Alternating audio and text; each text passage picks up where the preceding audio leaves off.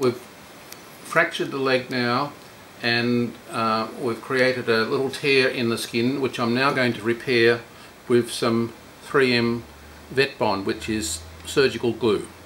So instead of putting stitches in the skin, we're going to show you how I repair a small skin tear with that. So we've got the wound here, still a little bit of bleeding. We'll wipe the blood away.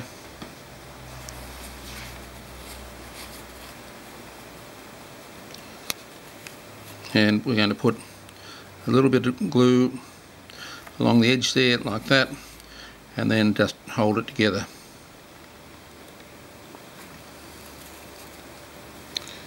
And we might have to touch that up one more time.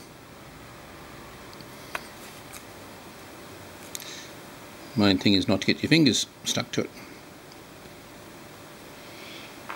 Alright. Okay. I'm now going to put some Cutinova Hydro, that's this sort of dressing, around the leg.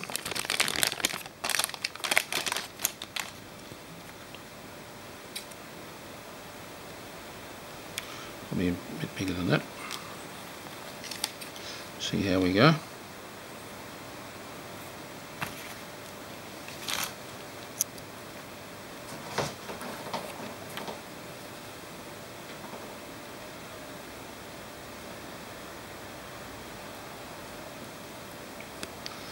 Right, that will give some protection to the wound, and then the next one that I want to do is to make sure that's not interfering with the joint, and then the next one I'll need to do is to put some vet wrap on. So we'll just tidy up this here, and I'll be back to you in a moment.